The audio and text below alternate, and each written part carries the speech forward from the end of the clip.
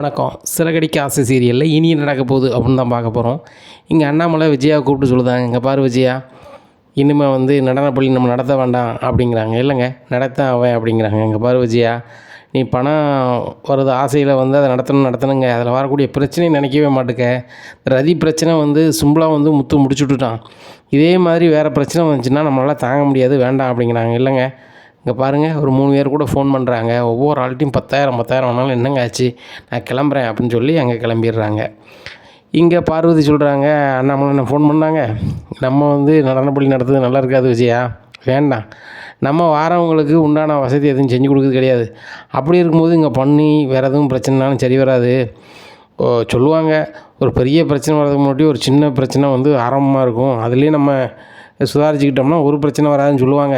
அதனால் வேண்டாம் விஜயா அப்படிங்கும்போது, என்ன பார்வதி, நீ என் வீட்டுக்கார் பேச்சை கேட்டுக்கிட்டு பேசிக்கிட்டு இருக்க, உனக்கு தேவை வாடகை தானே, வாடகைன்னா வாங்கிக்க அப்படிங்கும்போது, என்ன விஜய் எப்படி பேசுகிற, நான் உன்னைய என் ஃப்ரெண்டாவை பார்க்குறேன், என் வீட்டில் ஒரு ஆளை நினைக்கிறேன், அதனால தான் உன்னோட வாடகையிலேருந்து எதுவுமே வாங்கலை, நீ என்ன பணம்னு பேசிகிட்டு இருக்க, அண்ணன் சொன்னதுக்கு நான் சரின்னு சொல்லிக்கிட்டு இருக்கேன் அப்படிங்கிறாங்க.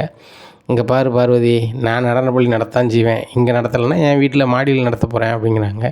சரி விஜயா, அதுக்கு மேலே ஓஞ்சவரியம் அப்படிங்கிறாங்க. ஒரு 3 பேர் சேருதாங்க. இங்கே ரதியும் தீபன் மாதிரியே ஒரு டீம் சேருது. சேர்ந்து 2 நாளாக நடனம் படிக்க வராங்க.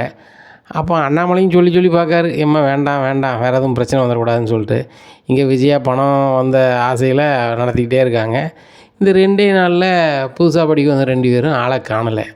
அப்போ அந்த வீட்டில் உள்ளவங்க என்னாச்சு, என் பையங்க உங்களை நம்பி தானே வந்தாங்க, எங்கே அப்படின்னு கேட்குறாங்க.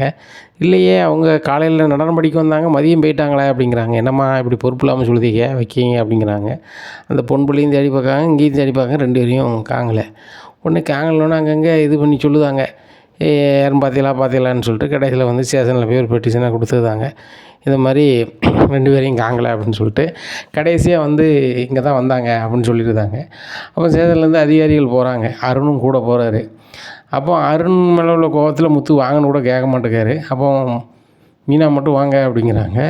உடனே என்ன விஷயமா வந்திருக்கீங்க அப்படின்னு சொல்லி மீனா கேட்குறாங்க. இல்லை, இந்த வீட்டில் விஜயாங்கிறவங்க மேலே ஒருத்தவங்க பேப்பரில் எழுதி கொடுத்துருக்காங்க அப்படிங்கிற. என்ன விஷயம் அப்படிங்கும்போது, இந்த நடனப்பள்ளியில் அவங்க படித்தாங்களாம், இப்போ திடீர்னு இல்லை அப்படின்னோடனே இங்கே வந்திருக்கோம் அப்படிங்கிறாங்க. இதை கேட்டால் அண்ணாமலை சரியான கோபம் வருது. விஜயா, உடனே நான் படித்து சொன்னேன், நம்மளுக்கு இது தேவையில்லை, ஒவ்வொரு நாளும் ஒவ்வொரு கதையை பார்த்துக்கிட்டு இருக்க முடியாது, நம்ம பிள்ளைகள் பெரிய பிள்ளைகள் ஆகிட்டு அவங்களுக்குன்னு தனி வாழ்க்கை முறை இருக்குது, இதில் நீ ஒவ்வொரு பிரச்சனையாக கிளப்பிக்கிட்டு இருந்தால் நல்லா இருக்காது விஜயா, நான் சொல்லுதேன் கேளு அப்படிங்கும்போது, எதனால் ஸ்டேஷனில் பேசுங்கன்னு ஸ்டேஷன் கூட்டி போயிருந்தாங்க. அப்போ அந்த பையங்களை காங்கலை வைக்கலாங்கும் போது முத்து மறுபடியும் சொல்லுதாரு, நான் கூப்பிட்டு வரேன் அப்படின்னு சொல்லி முத்து தனக்கு தெரிஞ்ச டிரைவர்கிட்டலாம் கேட்குறாங்க. அவங்க கரெக்டாக பஸ் ஸ்டாண்டில் நிற்கிறாங்க. ஒரு டிரைவர் கால் பண்ணி தான், டிரைவரை இப்போ தான் பஸ் ஸ்டாண்டில் இறக்கி விட்டு வரேன், நீங்கள் வாங்க, இந்த பஸ் ஸ்டாண்டு தான் அப்படிங்கிறாங்க. முத்து அந்த ஆள் ஃபோட்டோ வச்சுட்டு தேடி பார்க்காரு, கரெக்டாக கண்டுபிடிச்சிருந்தாரு. பிடிச்சோன்னே, நீங்கள் வாங்க வீட்டுக்கு போகணும், போக முடியாது அப்படிங்கிறாங்க. ஏங்க வாங்க அப்படின்னு சொல்லி 2 பேரையும் அங்கே ஸ்டேஷன் கொண்டு போயிருந்தாங்க. 2 பேர் போட்டு தான் வந்தோம் அப்படிங்கிறாங்க.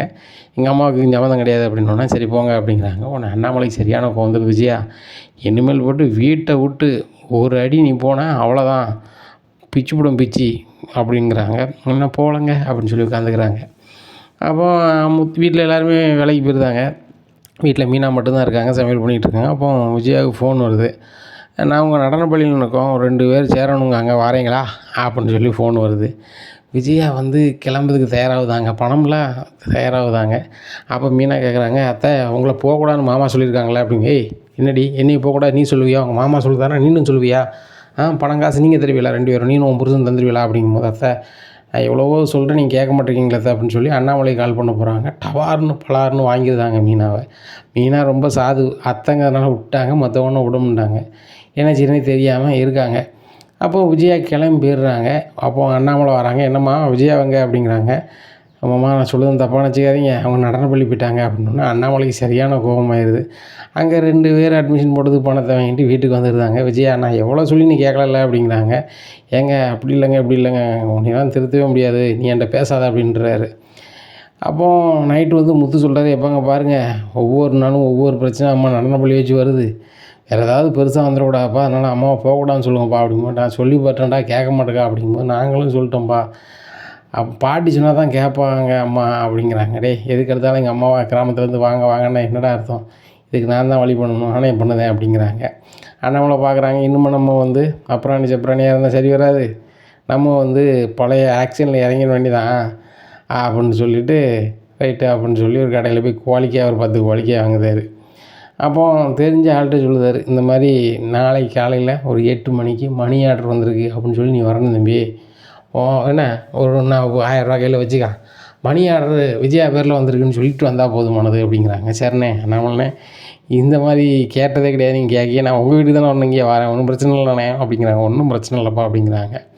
அதே மாதிரி மறுநாள் காலைல விடியுது. விடிஞ்ச உடனே மணி ஆர்டரு அப்படின்னு சொல்லிட்டு வராரு ஒரு ஆள். யாருங்க மணி ஆர்டர் கொண்டு வரா அப்படிங்கிறாங்க. விஜயா உன் பேரை தான் கூட்ட மாதிரி இருக்குது அப்படிங்கிறாங்க. ஏன் பேரா? ஆமாம், யார் வேணும் அப்படிங்கும்போது விஜயாங்கிற பேருக்கு 1000 மணி ஆர்டர் வந்திருக்கு அப்படின்னு சொல்லி சும்மியாவது ஒரு 1000 கையில் கொடுக்காரு. விஜயா வேங்கின அவசரத்துக்கு எங்க பாருங்கள் அப்படின்னு சொல்லி ஓடி வராங்க. இங்கே கால் மீதி இருக்குல்ல, அது வந்து வலிக்கு பொத்துன்னு விழுவுதாங்க. அண்ணாமலை தான் அதில் வலிக்கையே வச்சுருக்காரு. அம்மா அப்படிங்கிறாங்க. இங்கே இடுப்பு நுரிஞ்சு போகுது. நேராக எம்மாங்கிறாங்க. டேய் முத்து தூக்குடா நேராக ஆஸ்பத்திரியில் கொண்டு விட்டுருதாங்க. உடனே அண்ணாமலை தான் தயார் நிலையில் தான் இருக்கார் பணம் கட்டுறதுக்கு. அவர் வந்து நேராக வந்து பணம் கட்டுற இடத்துக்கு போகிறாரு. அப்போ முத்து சொல்கிறப்ப நான் கட்டுதம்பா அப்படின்ட்டு, எல்லாம் நான் தான் தயார் பண்ணி வச்சுருக்கேன்டா அப்படின்னுப்பா. தயார் பண்ணி வச்சுருக்கேன் அப்படிங்கிறாங்க. உனக்கு இந்த கதையை பிறகு சொல்லுதேன் அப்படின்னு சொல்லி பணத்தை கட்டிட்டு, என்னப்பா என்னாச்சு அப்படிங்கிறாங்க. டே உங்கள் அம்மையை எவ்வளவோ சொன்னேன், கேட்குற மாதிரி தெரில, அதான் நான் ஒரு வைத்தியம் பண்ணமுடா, நான் தான் பண்ணேன் அப்படி. என்னப்பா சொல்கிறேன்? ஆமாடா, வேறு வழி கிடையாது, இன்னும் இங்கே காலை நுரிச்சா தான் ஆளுங்க கிளம்பு, வேறு வழி கிடையாது. ஆடுத மாட்டை ஆடி கிடக்கணுமா, பாடுத மாட்டை பாடி கிடக்கணுமா, அதை மாதிரி நம்ம வந்து இப்படி பண்ணால் தான்டா லாயக்கப்படுவோம் அப்படிங்கிறாங்க. இப்போ நீ என்னமோ சொல்லுது உண்மைதான்பா அப்படிங்கிறாங்க. இங்கே மருத்துவ வச்சு சொல்லியிருந்தாங்க, இந்த மாதிரி 1 மாதத்துக்கு எங்கேயும் போகக்கூடாது, இனிமேல் வந்து லைஸாக வீட்டுக்குள்ளே அந்திக்கணும், அப்புறம் நீங்கள் நடனம் சொல்லிக் கொடுக்கியா அப்படி கொடுக்கின்னு நீங்கள் பண்ணக்கூடாது அப்படிங்கும்போது, நான் நடனம் சொல்லிக் கொடுக்கணும் எப்படி தெரியும் அப்படிங்கிறாங்க. உடனே அண்ணாமலை அப்படி கண்ணை காமிக்கிறாப்புல, ஏம்மா சேர்க்கும் போதே பேசின மாதிரி தெரிஞ்சு, அதனால சொல்லுதேன், உங்களுக்கு வயசாகிட்டு கிட்டத்தட்ட 60 வயசு பக்கத்தில் வந்துட்டியே, இன்னமும் கொஞ்சம் அப்படி இருந்துக்கணும். சின்ன பிள்ளை மாதிரி நான் வந்து நடனம் சொல்லி கொடுப்பேன், அப்படி கொடுப்பேன் இப்படி கொடுப்பேன்ட்டு கிடந்து நீங்கள் காலுக்கு யாசிச்சு கிடந்தே அப்படின்னா சேராது பார்த்துக்காங்க. அதுக்கப்புறம் எப்பவும் நீங்கள் ஒரு கம்பு வச்சு தான் நீங்கள் நடக்க வேண்டிய சூழ்நிலை ஏற்படும் அப்படிங்கிறாங்க. ஒன்றும் இல்லை நான் இன்னும் நடனப்பள்ளி போக மாட்டேன் அப்படிங்கிறாங்க. சரி பார்த்துக்கிட்டுங்க, நீங்கள் இன்னும் 1 வாரம் இங்கே இருக்க வேண்டியிருக்கும் அப்படிங்கிறாங்க. உடனே அண்ணாமலை சொல்லுவார், நான் பார்த்துக்கிட்டேன் அப்படிங்கிறாங்க. உடனே மீனா சொல்லுவாங்க, இல்லைம்மா நானே அத்தையை பார்த்துக்கிட்டேன், உங்களுக்கு உடம்புக்கு முடியல அப்படிங்கிறாங்க. ஏம்மா இப்போ எனக்கு ரொம்ப தெம்பாக தான் இருக்குது, நானே பார்த்துக்கிட்டேன் அப்படிங்கிறாங்க.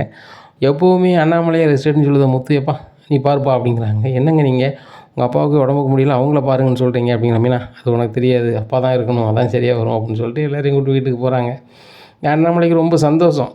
எப்படி புதுசாக கல்யாணம் முடிஞ்ச மாப்பிள்ளைக்கு எவ்வளோ சந்தோஷமோ அவ்வளோ சந்தோஷம். சரி இனிமேல் விஜய் ஆட்டம் இல்லை, சத்தனாம இருப்பா அப்படின்னு சொல்லி கேன்டீனில் சாப்பாடை கொண்டு கொடுக்காங்க. ஏங்க எனக்கு இப்படி ஆயிருக்கு, உங்களுக்கு கவலையாக இருக்கா அப்படிங்கிறாங்க. விஜயா இதான் எனக்கு சந்தோஷமாக இருக்குது அப்படிங்கிறாங்க. என்னங்க சொல்கிறீங்க, சந்தோஷமாக இருக்கா அப்படிங்கிறாங்க. இல்லை விஜயா நம்ம 2 பேரும் தனிமையாக இருந்தது இல்லைல்ல, அதுக்கு தான் அப்படிங்கிறாங்க. உடனே அப்படி சொல்லுதீங்களா அப்படி இப்படின்னு சொல்லிட்டு பேசுதாங்க. உடனே 1 வாரம் கழித்து வீட்டுக்கு போகிறாங்க.